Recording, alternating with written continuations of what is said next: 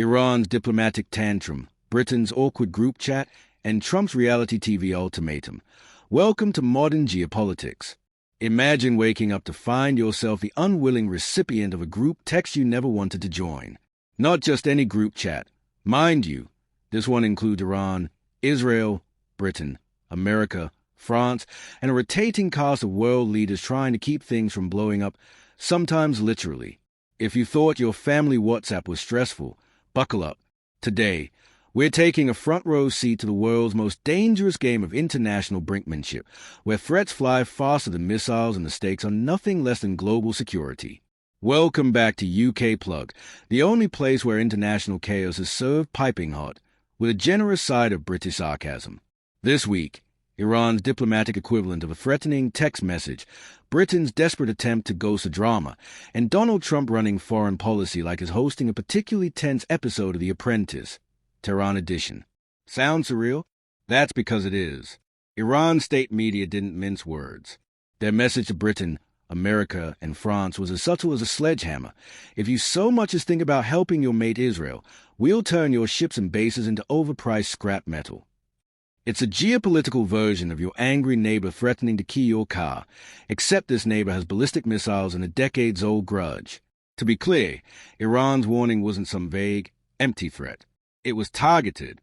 Western military assets in the region, aircraft carriers, bases, and all those shiny bits of hardware were explicitly name-checked as potential targets. Translation: we see your toys, and we're not afraid to break them. So how did Britain react to this diplomatic grenade? With all the strength and decisiveness of someone apologizing for existing at the front of a queue, the UK government scrambled to insist, somewhat desperately, that they hadn't helped Israel with anything honest. The official line: we didn't provide military support for Israel's attack on Iran, and we definitely didn't help shoot down Iranian drones. It's almost comical, picturing British officials tripping over themselves to prove they're about as involved as a vegetarian at a Texas barbecue. Foreign Secretary David Lammy was reduced to pleading for calm over the phone with Iran's foreign minister, likely hoping a bit of British charm, and a lot of understatement, could diffuse the situation. Could you possibly not threaten to blow up our stuff? Pretty please. While Iran was crafting threats, British PM Keir Starmer was on the phone with Benjamin Netanyahu, delivering the classic British response: Israel has a right to self-defense, but can we please talk this over with a nice cuppa? You can almost hear the collective eye roll from both sides. The reality is, asking countries with a history of armed conflict to just chill out has about the same success rate as asking a toddler with a drum kit to keep it down. Behind the scenes, world leaders were frantically dialing anyone who'd pick up, urging restraint and praying that someone, anyone, would listen.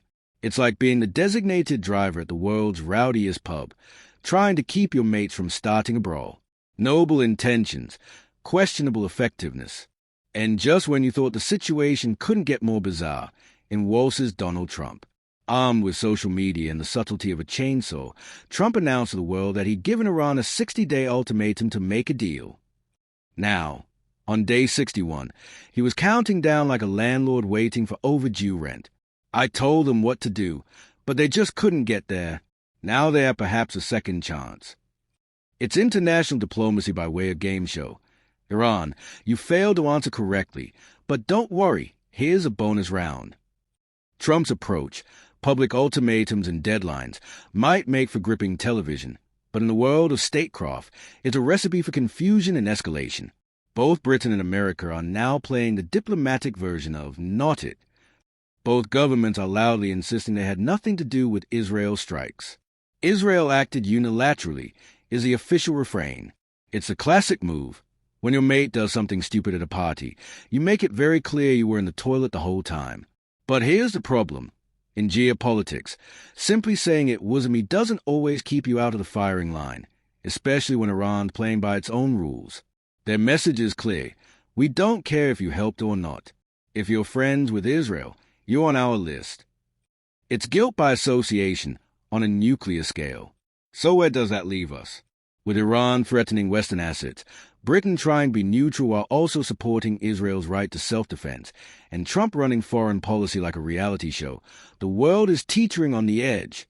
The Middle East remains a tinderbox, and Britain's walking the tightrope between supporting allies and avoiding direct confrontation. Diplomatic phone calls are flying around faster than missiles, and with roughly the same success rate. It's adults refereeing a playground fight, blindfolded, on unicycles. What could possibly go wrong? Is Britain's cautious diplomacy the right call, or should we be taking a harder line? And can someone please explain to Trump that international diplomacy isn't a Twitter beef? Drop your thoughts below.